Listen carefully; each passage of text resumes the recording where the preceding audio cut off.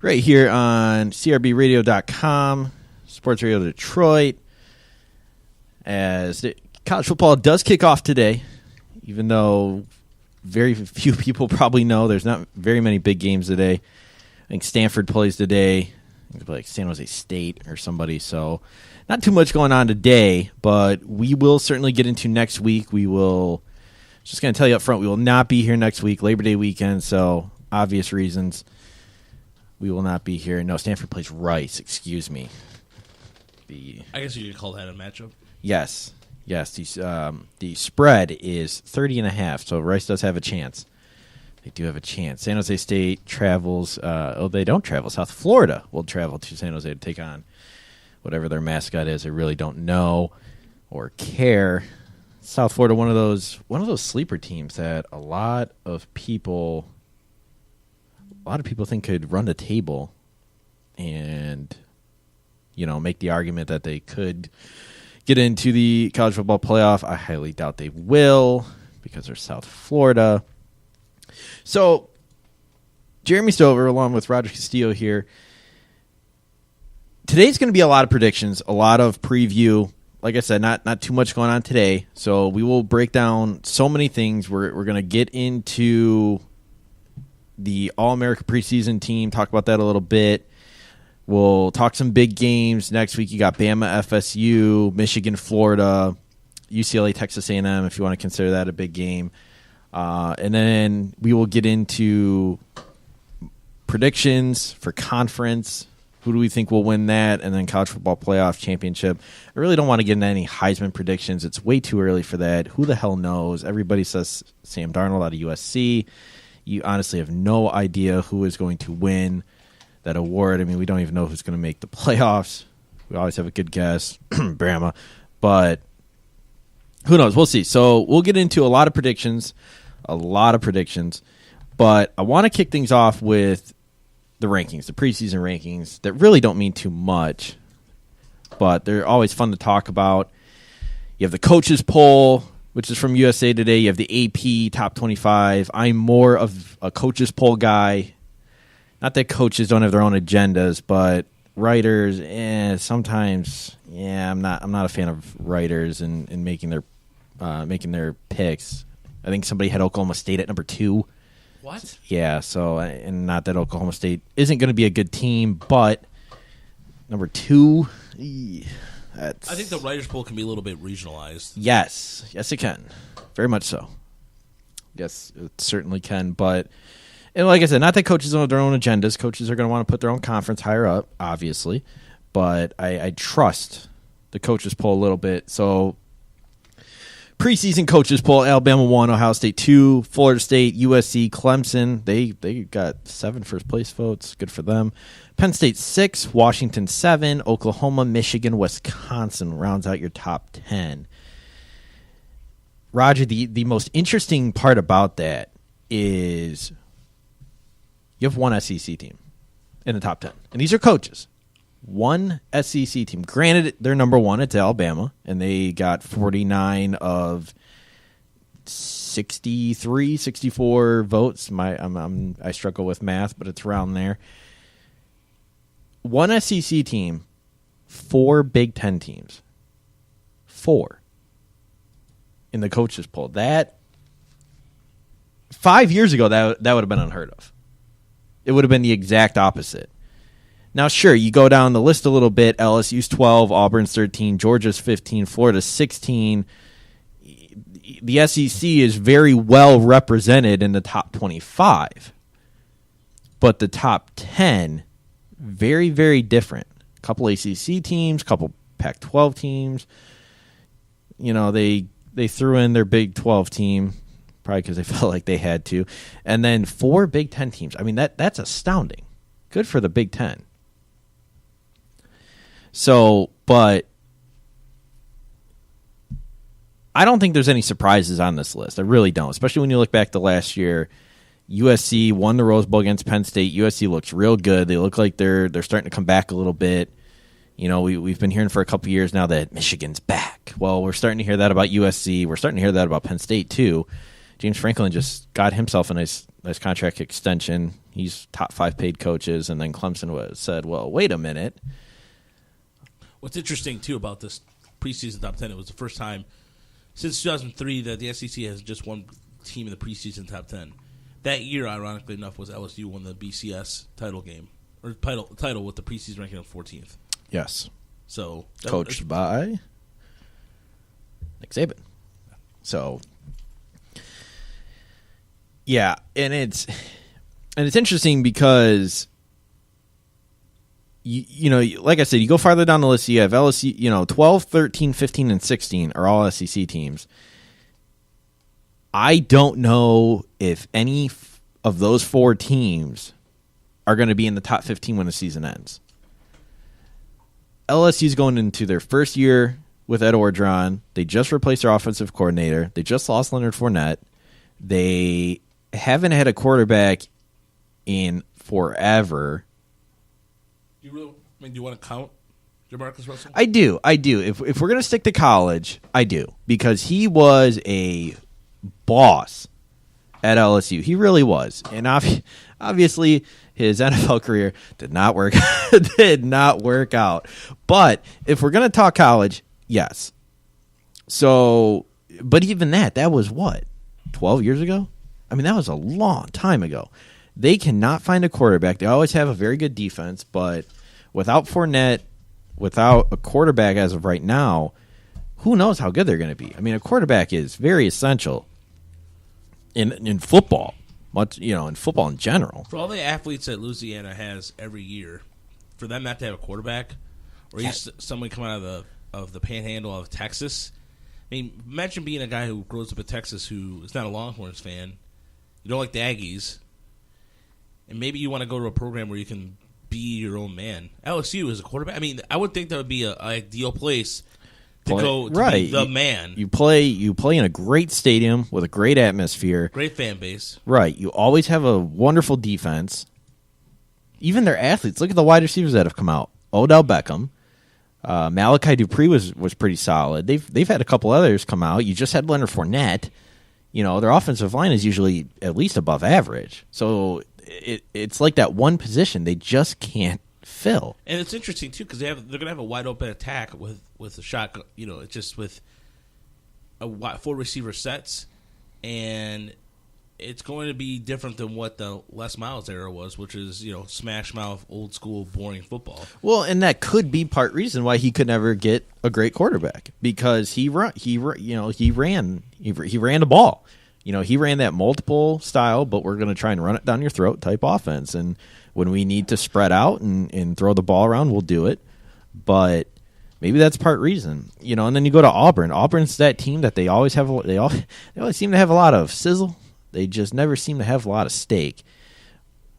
And they're kind of in the same boat as Michigan because they always play Alabama the final game of the year. So for them to really make some noise and for them to make pretty much SEC championship, they're going to have to beat Alabama, which, they've struggled doing, just like Michigan has with Ohio State. I like Auburn a little bit this year. I think Jarrett Stidham, transfer from Baylor, is going to do very good things for Auburn. It's just everybody else. I don't know if everybody else around him, including the defense, is gonna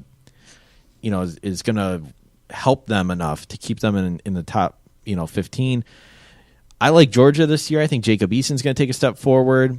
They still have Nick Chubb, who has to be like 29 years old by now. I feel like he's been there forever. Florida's the team. Unless one of their 3 quarterbacks can really step it up, I don't think Florida's going to fare very well this year. And I know the SEC East is always more open than the West every year, and Florida wins it every year. But I don't know. Jim McElwain, man, he is losing. He is losing his job very quickly. I mean, they just suspended 4 players for the Michigan game, and then I believe 2 of those players just got in trouble again. So Jim McElwain is not. I don't know how much longer he's going to be around. Maybe they'll bring back Will Muschamp though, because his head coaching career is working out for him. SEC and head coaches is funny, is very funny. They always seem to just recycle names. They just seem to just go through the list of names and just recycle them, while the Big Ten is signing some pretty damn good coaches.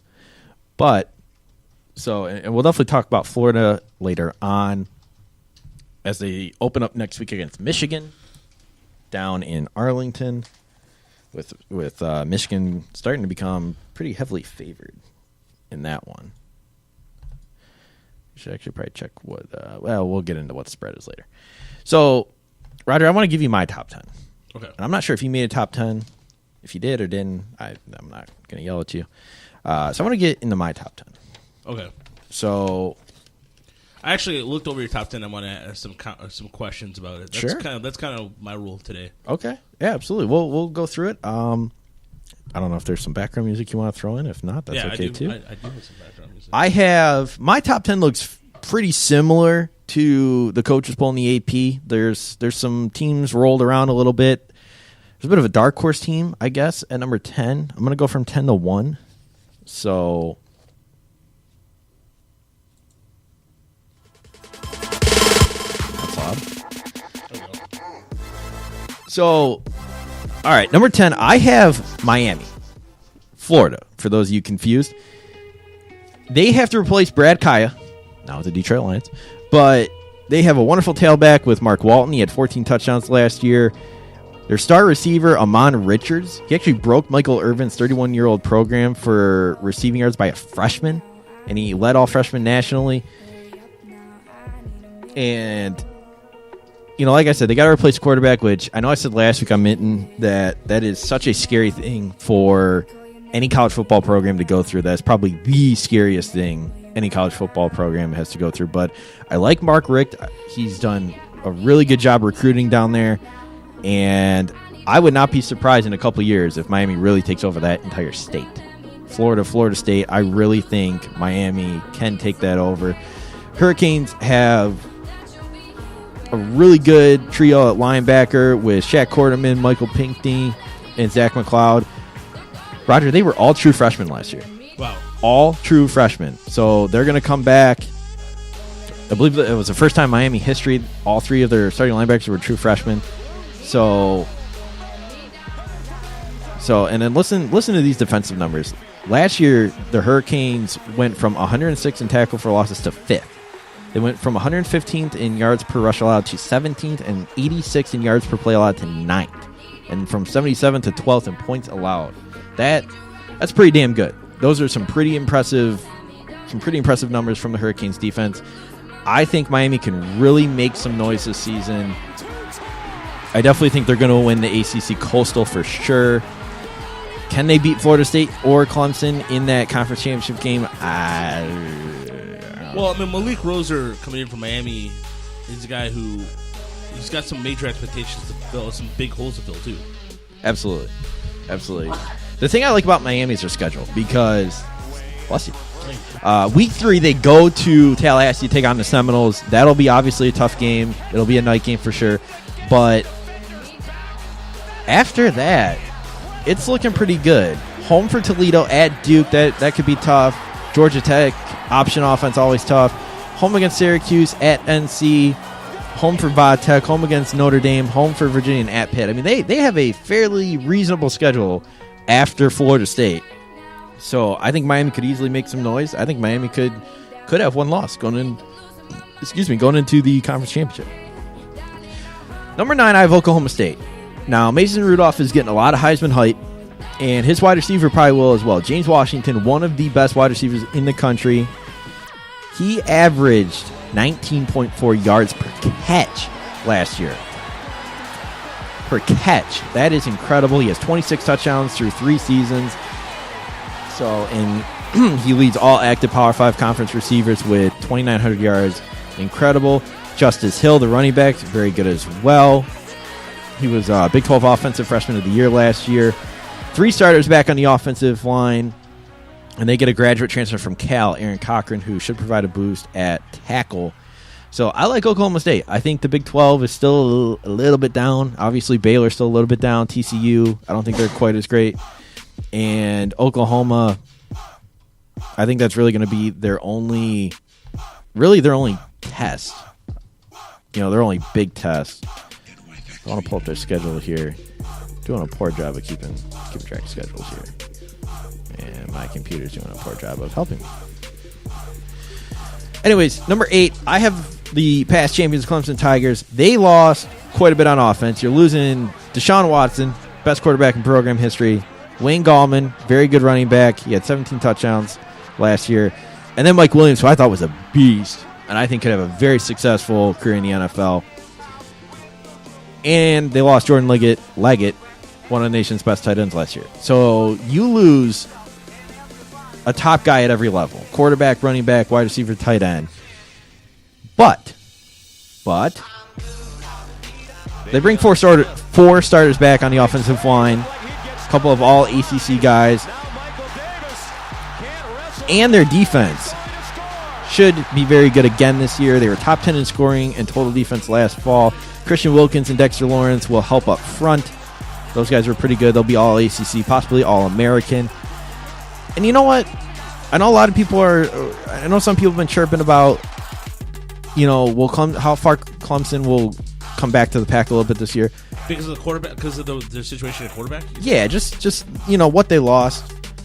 Let's give Dabo Swinney a little bit of credit right here. Clemson's recruited very well the last few years. Dabo just got a big contract extension, I believe. Now he's the second highest paid coach behind Nick Saban. I'm going to give Dabo some credit here. I think Clemson's not really going to take too big of a step back. The return, outside of Mike Williams, most of the receivers are back, including Hunter Renfro. Good slot receiver there. Clemson's going to get tested early, though. They bring in Auburn week 2, and then they go to Louisville week 3. And then they're home for Florida State late in the year. So Clemson's going to get tested. They're going to be battle tested here very early on. They also travel to Virginia Tech in September. So in September, they play Auburn, Louisville, and Virginia Tech.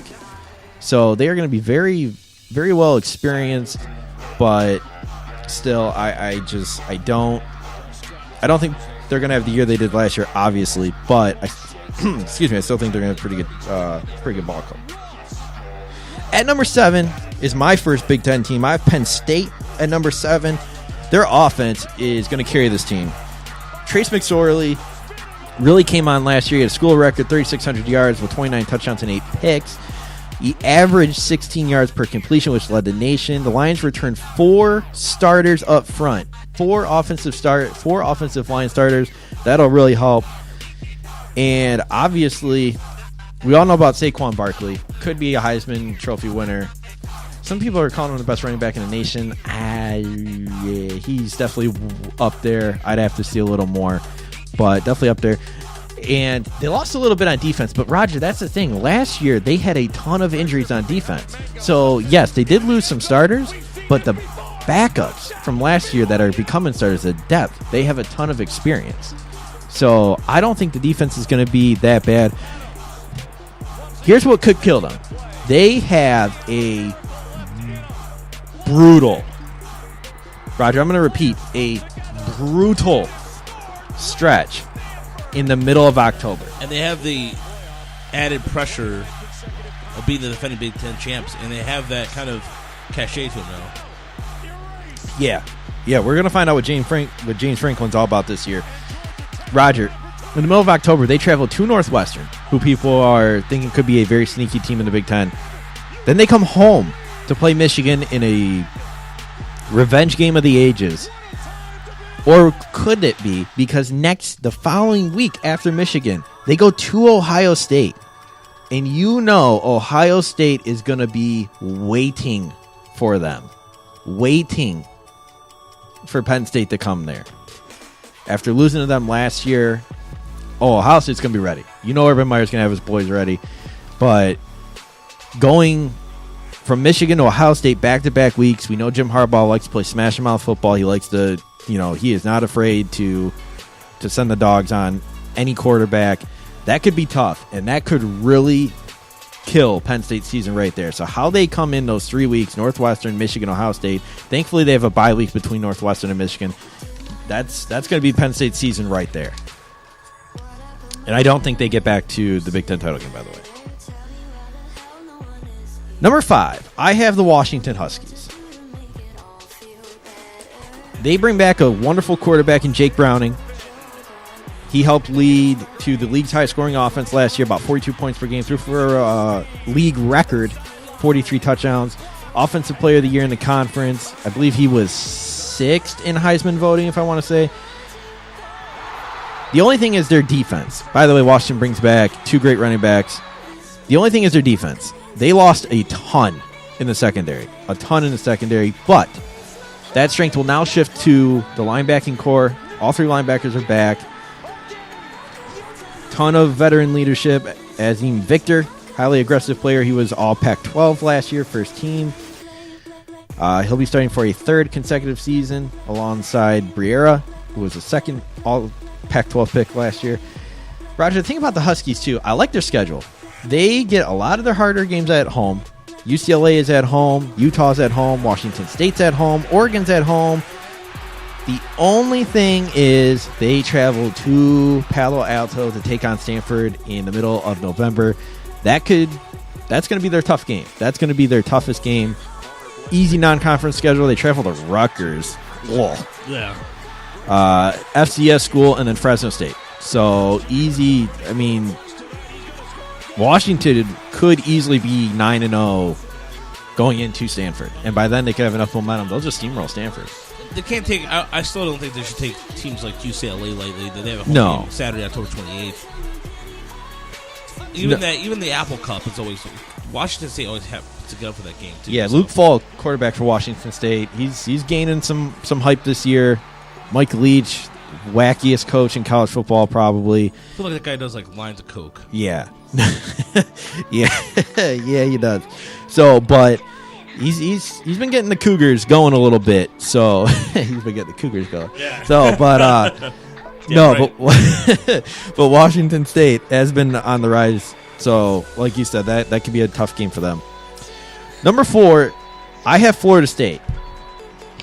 DeAndre Francois struggled at times last year, but I think he went through those growing pains. I think he's going to be a lot better this year. Everyone and their brother seems to love the true freshman running back Cam Akers. They think he could pretty much start from day one. The biggest question mark for Florida State is going to be that offensive line. It's been rebuilt, and they will certainly have to be much better than they were last year, especially if they want to really become legitimate national title contenders. They have 3 returning starters up front that can provide the nucleus of what could be one of the nation's deepest defensive line rotations. Seminoles have perhaps even more well-stocked in the secondary. All-American safety Derwin James returns from a season-ending knee injury last September, so he'll be fresh, ready to go. And again, for the most part, I don't think their schedule is quite that tough. You know, when you think of home and away matchups. Now, they start out with Alabama, which some people think Florida State could win. It's so hard to predict season openers. It's so it's incredibly hard to predict season openers. That's a toss-up game, but they get Miami at home, so I think that'll really help them out. They get Louisville at home as well,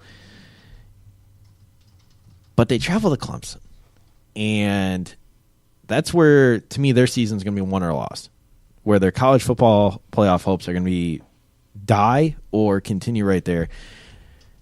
I know they go to Florida the last week. I don't think Florida's going to be that great. And by the end of the season, depending on how the Gators season goes, Florida could be their team could be exploded by then. So, I mean, they still don't know who their quarterback is. I just don't see a lot of hope in Florida. So I have Florida State at number 3.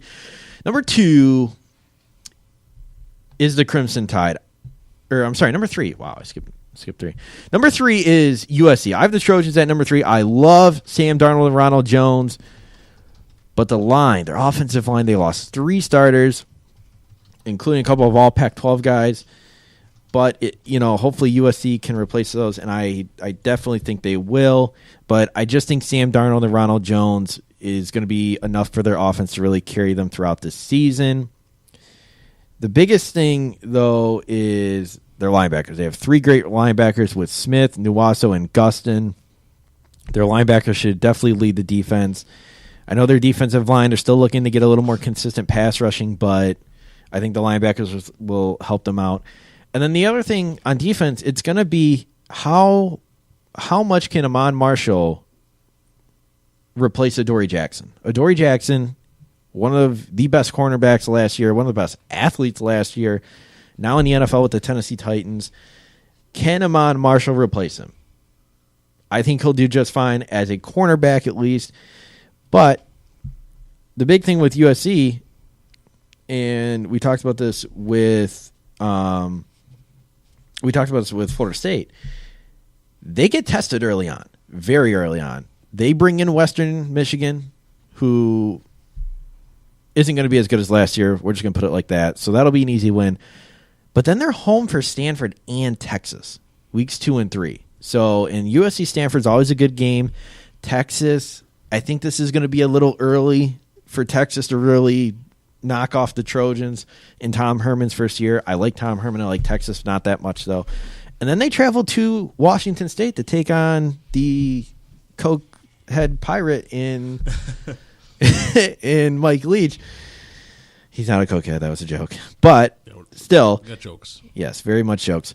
But still, Washington State at home, that could be a tough game. And then, I mean, it's fairly easy the rest of the way for them. Home for Florida. I'm sorry, go ahead. I was going to say, USC lost some seniors, so but again, Darnold, I think, is going to – this team showed a lot of resilience last year, all things considering what happened early on in the year. So I think this team is battle-tested, but you kind of wonder how big the impact of losing those seniors is going to be for USC. Absolutely, absolutely. And USC is another team that now that we are far, far away from the sanctions USC had from the whole Reggie Bush thing, they're starting to recruit a lot better. So I think it'll be easier for them to replace those seniors, especially now that USC is starting to get better. I think you're going to see more recruits go there. UCLA last game of the season, that's usually a pretty good one, and who knows what UCLA is going to be by then. They're another team that could just be imploded by then, but they could not have a coach by then either. Jim Moore is one of those on the hot seat. But no, I think Sam Darnold is really going to be the real deal. I think he's going to lead them to the college football playoff. I think he's going to lead them to the Pac-12 championship too. But no, you're absolutely right. The thing USC really has to hope for this year, and I guess in a way this is a little more off the field than it is on, they have to hope Clay Helton works out. This is a program that has struggled to find a head coach. They're like a damn SEC team. They've struggled to really find that consistent head coach that can come in and bring this program back. Last year looked good. Let's see it in year 2. I think they can make it happen. Like I said, I think they'll make the playoffs. I think they'll win the Pac-12. But USC really needs to hope this Clay Helton thing works out. And I hope it works out for them because USC being good is good for college football. Number 2, I have Alabama, the Crimson Tide. Jalen Hurts is very good running-wise. He needs to work on the passing game. No secret. The other problem with that is if Jalen Hurts goes down for some reason, Roger, they have nothing but true freshmen to walk on behind him. All of their scholarship quarterbacks transferred away because Nick Saban is a college football coach and sort of misled them that they might get some playing time last year, and it didn't happen. So, which I'm not criticizing him for. That's most college football coaches do that. But anyways, they don't have any experience behind Jalen Hurts. So, and a lot of people are talking up the Tua Tagliova guy, which I'm sure he's very good. But still, you have no experience behind Jalen Hurts. Hurts needs to get better at throwing the football. Calvin Ridley is going to have to take on a huge responsibility in the passing game. O.J. Howard is gone. They lost another receiver. They still have the running backs, Damian Harris and Bo Scarborough, who never seems to show up until the playoffs. But, I'm sure he'll get a little. Better than none. Right, better late than never. Defensively, they might have some growing pains. They lost a lot on the defensive line. Jonathan Allen is gone.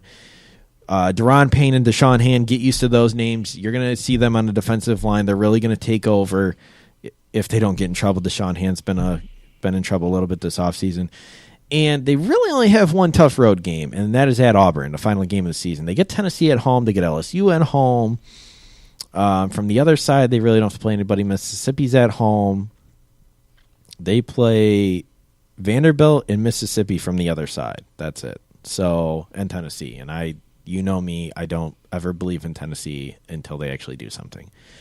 I feel like that's the motto is wait till next year. Yeah. Yeah, they're definitely a wait till next year team. And then it goes back to Florida State. They play each other the first week. So who knows? I don't think whoever loses that game, we'll get into that game a little bit later. Whoever loses that game, I don't think it's going to kill them. I really don't, especially if it's a closer game. I don't think it's going to be a big deal. So I think Alabama will be number 2. They'll make playoffs. They'll win the SEC. Go figure. And then number 1, Roger, I have Ohio State. JT Barrett's back. I think he's going to have his best season ever. Mike Weber looked really good last year, the Cass Tech product. Offensive line lost some really good pieces. They'll need to rework that. a little bit. They also need to find a playmaker at wideout. Curtis Samuel's gone. So they need to find a guy who can just straight up go up and get it. If they can find that guy, that offense will be super explosive. I know everybody's been hyped up about Kevin Wilson, the former Indiana coach, is now the offensive coordinator. So... And then defense, they lost a lot in the back 7 especially, but Ohio State's that team, man. They don't miss a beat. Ohio State reloads with the best of them. They really do. And I think that defensive line is going to just crush teams. It's easily one of the best in America. They have four studs up front. They had 28 sacks last year. I think that can get even bigger. Nick Bosa looked pretty good last year. But Ohio State starts out pretty interesting. They go to Indiana, which is a very random Week 1 Big Ten matchup. When did that start? So Indiana returns a lot of guys, except their coach, who's now with Ohio State. But that could be a trap game. Week 1s are always interesting. Indiana... Here's the thing about Indiana, though, is they get some momentum going. This program always takes a step forward and then takes 5 steps back. They were the only program last year that lost money on the Bulls. Really? Did not know that. I also had that basketball debacle, which we aren't going to get into that, but they're a bunch of douchebags. But after Indiana, they bring in Oklahoma. For the second part of the home and home. Last year, Ohio State went down to Oklahoma, absolutely slapped them around. I don't think that's going to be quite the case this year, but Ohio State's going to come away with the win. Then, if they can just get through those first 2 weeks, 2-0, which I think they will, Roger, they're home for Army, home for UNLV, at Rutgers, which doesn't, you could play that in the middle of the Atlantic, it doesn't matter. And then they're home for Maryland. So they have 4 weeks to work out the kinks before they really get into the meat of their Big Ten schedule. Home for Penn State. I just think Urban's going to have the guys too ready. They also have a bye week before Penn State. So plenty of time to watch enough film, get guys healthy, and just prepare. And then they're at Michigan, which that has been such a one-sided rivalry for what seems like ever now. And I don't think it's going to change this year. I really don't. I think Ohio State's going to go in. I don't think it's going to be like the last time they went to Ann Arbor where they pimp-slapped Jim Harbaugh around the entire field. I think it's going to be a bit of a close game. I know Michigan's young, but you're giving Michigan a ton of time to work out their kinks and get ready. And that could mean a lot to Michigan. It's going to mean a lot to Ohio State. But depending on how Jim Harbaugh and the rest of the Wolverines really get going this year with all that youth, that game could mean a lot to them as well. That might not just be, hey, let's get to 8-4. That could be Big Ten potential as well. But I still think Ohio State comes away with the win. So Ohio State's got more depth right now than Michigan does. Michigan right now is in a period of transition, and they have a lot of young guys right now. So for Ohio State, really, it's just kind of rinse and repeat kind of thing because Michigan right now, we're not even sure what's going on with the quarterback situation. Is it going to be? Yeah. Yeah. We don't true, but, I think we know. Speaking of Ohio State, though, ESPN came out with an interesting study, I guess, of the most happiest fan bases in America. Roger, take just the wildest guess who number 1 is. Number 1 fan base? Yes. The happiest. Michigan? No. Ohio State? Yes. I see what you did there. That's not funny. Yeah, so Ohio State is number 1. Now, this was rated over program power, rivalry dominance, coaching stability, recruiting trend, revenue growth, and Twitter buzz. And for some reason, Twitter buzz, Ohio State's at they got the lowest rating out of all of them. But program power, obviously, Ohio State's very good. Rivalry dominance, I mean, yeah, let's not go there. Coaching stability couldn't be higher, and recruiting trend, Ohio State recruits very well. So, no shocker there. Florida State 2, Alabama 3, Louisville 4. Interesting. And then... Really? Yeah. I mean, I guess... in a way you have to think. They're not a football school, and they're kind of doing well in football right now, so I kind of understand it. Kansas State, number 5. What? You know my feelings on Bill Snyder. There's nothing to do in Manhattan, so I get that it. Manhattan, no. Yeah. So, and then, I mean, this is a fascinating list. Northwestern's 9.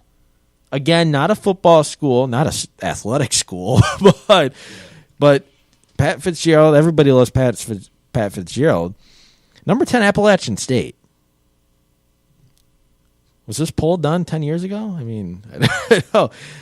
So, number 10, Appalachian State. Boise State, 17. Toledo, 19. Very interesting. Troy, 23. Very interesting. Michigan, 22 is where the Wolverines wound up. They were pretty even along the board. Twitter buzz was their highest. Yeah, that's not a shock at all. Twitter and Michigan go very well together. So I'm trying to find some well-known teams at the bottom here. Tennessee 66. Yeah, go figure. Wait, they're not happy with going 8-4 every year? What? Notre Dame 75. Surprised Notre Dame is that low. I kind of am too. From a maybe outside the Midwest, it's probably they don't have as much influence. No. Yeah. No, they don't. Michigan State 115. Really? Out of 128. Yeah. I mean, I maybe that shows how much last year. Maybe that shows how much last year really plays a role. I mean, obviously last year we all know what happened to Michigan State last year. Not good. But yeah, 115. I mean, if I was a Spartan fan, I feel like I'd be a little happier than that coming off the run they just had. So, but a very interesting list, none in least. So, let's get into a couple big games for next week, because this week there's really none. Next week, there's 4 games I want to talk about. And we'll start with one that I guess is a little more local to us because we're here in Detroit. Michigan and Florida. Now, I definitely think this means a lot to both teams. But I think as we get on to the season, I think this is going to mean more to Michigan because, like I said, I just don't think Florida's going to be very good. I don't. Not good enough to where winning this game is going to really help them. Michigan's favored by 4. This used to be like a pick'em game, but like I said, four Gators were suspended, including I believe it's Antonio Callaway, wide receiver, supposed to be one of their better wide receivers. Both these teams are going through such a change. With Florida, you have the quarterback situation, which I think McElwain's playing mind games with Harbaugh because Harbaugh does that. I think McElwain knows who his starter is going to be. But Michigan has so much youth. I don't think anybody knows what to expect from this team. A lot of people have them around the top 10, 8, 9, 10, 11, 12, somewhere in that area. I do as well. I didn't put them in the top 10, but I think they're like 12, 13. But, I mean, Roger, now that the suspensions are out, a lot of people, especially locally, are saying this is going to be a big win for Michigan. I mean, do you honestly think that it's going to be that lopsided? I don't think it's going to be that lopsided. I think Florida's going to put up a good game. I think it's going to be a lot closer than people think it's going to be. And I think for Florida, too, even as the suspensions are rolled out, I still think that the conference carries clout here. And Michigan, they're in a weird position right now. We don't know what we're going to get this year from Michigan. A lot of people are predicting kind of a little bit of regression because they've lost so many seniors and seniors. And I think that really it's going to be a closer game, and Michigan side still will pull away, but it's going to be a lot closer. It's not going to be a blowout. Yeah, because this could come down to a game of adjustments, and Jim Harbaugh's pretty damn good at that. He is, and I just don't know about Jim McElwain. I don't think he'll be there much longer. But the problem with Michigan is on the outside, on both sides of the ball. At wide receiver, I have no idea who's going to step up. I have no idea who is going to lead this team throughout the entire season. They lost every receiver they could have lost. They lost J.U. Chesson, Amara Darbo, and Jake Butt. Their 3 big receivers are gone. I don't know how they replaced that this early. Eddie McDoom and Kekoa Crawford, they showed flashes last year, but not enough to really make me feel all warm and fuzzy inside about them leading the receiving corps. Eddie McDoom, a lot of his production came off jet sweeps, which isn't going to surprise people this year. You aren't going to have that effect. Now, everybody likes Tariq Black, freshman from the Northeast, I believe from Connecticut, if I'm not mistaken. Everybody thinks he is going to be the true freshman to watch out for. You still have Donovan Peoples-Jones, local kid out of Cass Tech. A lot of people like him. He gets a lot of hype, in this area. They robbed Nico Collin from the South. He was going to go to Bama and decided to go to Michigan. And then you have Oliver Martin from Iowa. A lot of people like him in the slot, but I still don't know when those lights turn on and you're facing a defense like Florida, who does have some good guys on defense. I really don't know if they're going to be able to match up with them. And you know me, I'm not Wilton Spade's biggest fan. I'm just not. I don't think Wilton Spade is great. He's good, but can he take over and win a game for Michigan? I don't know, especially with a receiving corps that has no experience. And then the other side of the ball, they like Lavert Hill, but Mike Zordich, the DB's coach, came out this past week, I believe, and he straight up said, outside of Hill, these guys aren't picking up. They are not picking, they are not showing me that they can handle this. So if Florida's, whoever the quarterback is, if they can get hot in this game, Michigan could be in some trouble. Some huge trouble. And that's where you kind of wonder where Michigan is at in terms of a program. This is a good barometer test. This is a good early test to see how the rest of the season is going to be, because there's a lot of people thinking 8-4 this year. And they might not be too off. They really might not. The biggest thing in this game, and I think this is going to be the biggest thing for the rest of the season for Michigan. Can that front four get to the quarterback? And the obvious answer is yes, they will, Jeremy, because they have Maurice Hurst and Rashawn Gary and Chase Winovich, who surprised everybody last year. They have talent up front, absolutely. And Don Brown, the defensive coordinator for Michigan, he loves the blitz. He loves to bring the heat, and he's usually successful at it. But if teams find a way to protect their quarterback against Michigan, they could have a field day. I don't know how this defensive backs for the Wolverines is going to work. I really don't. You have 4 new starters. So it could be an 8-4 season. I don't think so. I think they're more 9-3, but I don't know. I'm not that high on Michigan. I don't think they're gonna end up in the top. I don't think they're gonna make Indy. I certainly don't think they're gonna make the playoffs. And I don't know if they'll finish the year in the top 10. I don't know if they'll make a New Year's 6. I really don't. So, and I know everybody's like, oh, this is the 3rd year for Harbaugh. This has got to be the year. No, it doesn't.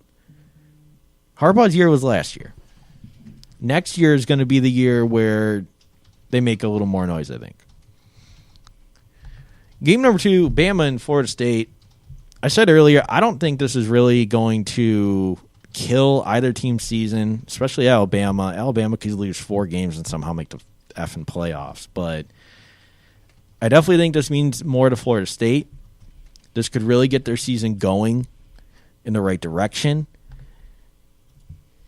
I think Florida State definitely has a good chance of winning this. They certainly have a better chance than Conor McGregor does tonight, but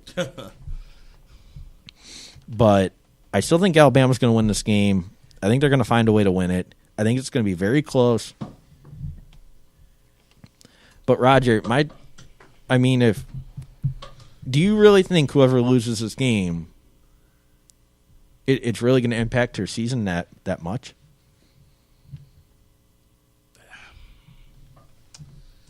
Well, honestly, I'm trying to think about this, say this correctly, or say it without sounding too. I look at it this way: if Michigan comes out, no, Florida State. Sorry, not Michigan, Florida. If Florida State comes out and loses close, I don't think it's going to hurt the ranking.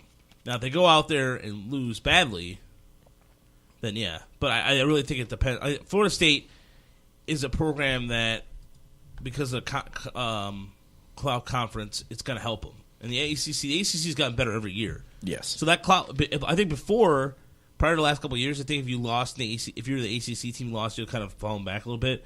But it really depends on how much the score is going to be. If it's 10 points or less, then I think they have enough time to make up for it later on in the season. Yeah, I completely excuse me, I completely agree, and I think it's going to be a close game. Third game is UCLA and Texas A&M. This is the This is a game to save your job, because both coaches, Jim Moore for the Bruins and Kevin Sumlin for the Aggies, kind of on the hot seat a little bit.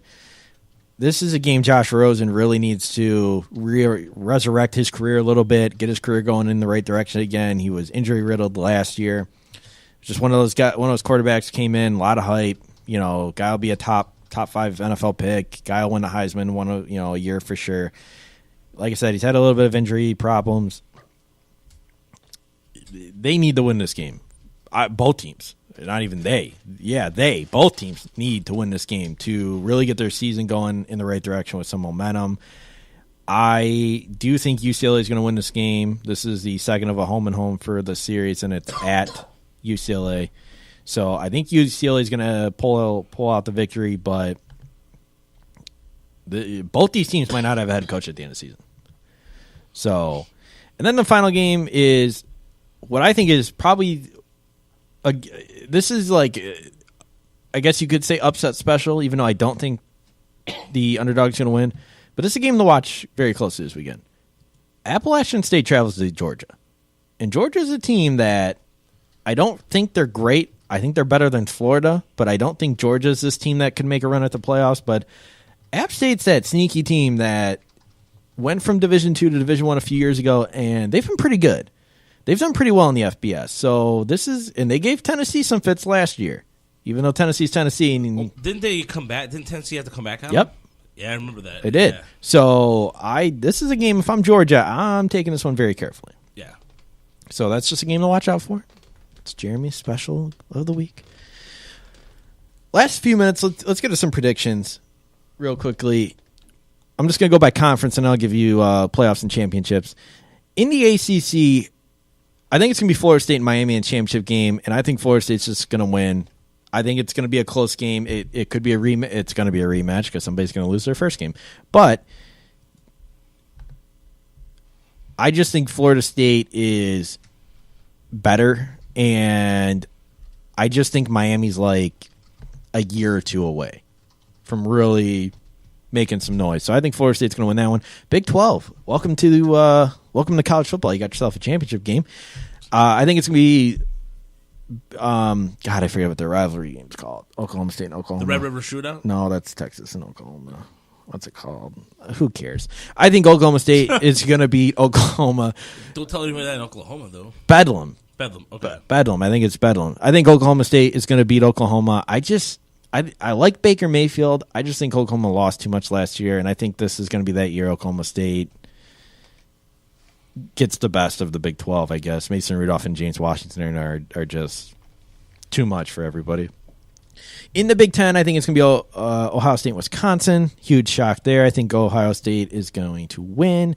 Pac-12, I have USC over Washington. I think this is going to be the best conference championship game out there.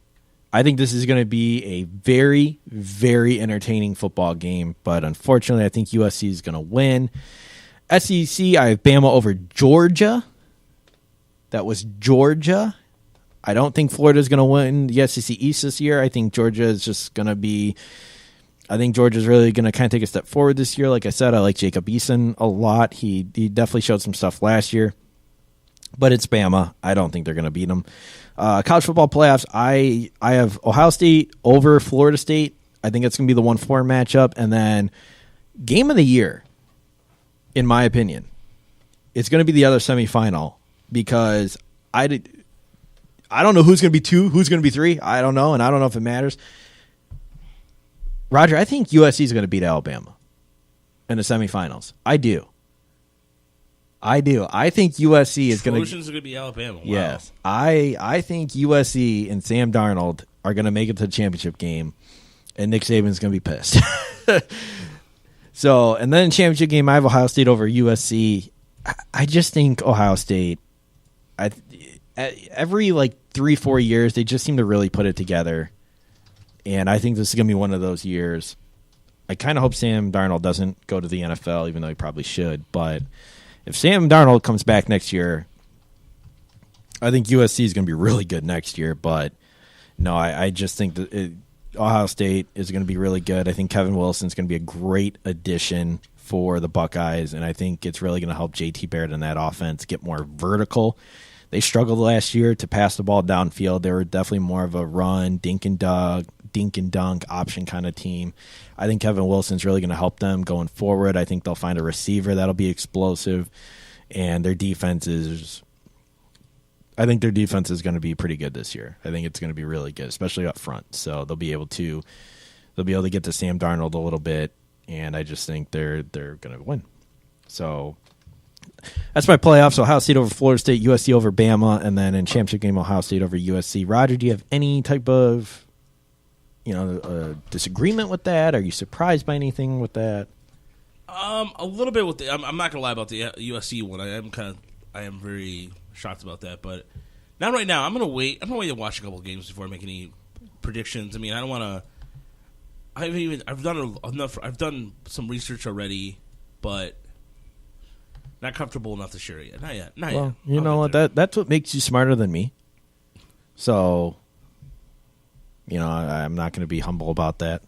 I am going to be humble about that. That's just what makes you a smart man, Roger. And I applaud you. I really do. So, like I said, we will not be on next week. So that's why we kind of broke down some games this week, just to kind of give you a little schedule here. On Thursday, Ohio State and Indiana take the field at 8:00 on ESPN.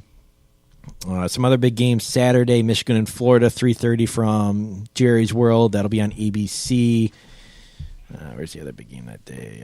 Appalachian State and Georgia will be on ESPN at 6:15. That's kind of my upset special, I guess. And then Florida State and Alabama Saturday night at 8:00 from the new Mercedes-Benz Stadium.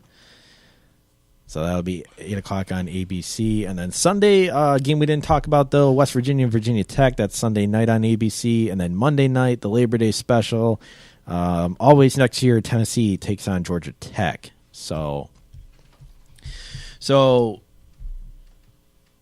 this hour went really fast. I feel like I didn't stop talking. And I feel like we didn't talk about you guys, we did a good job of covering everything. We did a good job. We ran a very quick no-huddle offense here. Yeah. So that'll be it for us this week. We'll be back either in 2 weeks or possibly 3. We still have to figure out the weekend after Labor Day. We'll work on that. But definitely stick with us throughout the college football season. We'll be here all season long to bring you everything college football. We'll preview the games for the day ahead. We'll look back at last week's. We'll give you our top 10s probably every week. Once we get to about November or so, we'll start giving you some Heisman updates. Roger, thank you so much for being a part of this. I have been anxiously waiting to do this. And for don't forget to listen to Mitten Sports Talk tomorrow at 10 a.m. Roger and I and Abe will be joined by Abe Abe in Southfield. Yeah, Abe in Southfield. I'm pretty excited to have him aboard. I'm not gonna lie. I am too, especially with the whole Yankees-Tigers thing. Yeah, he's a New Yorker, so but he's a Mets fan though. Yeah, well, that's good. He can talk shit about the Yankees with us. So don't forget to listen to that. You can always find us on iTunes, Podbean, SoundCloud, SportsRadioTrade.com, CRBRadio.com, and we'll be back in a couple weeks. When I get to the bottom, I go back to the top of the slide.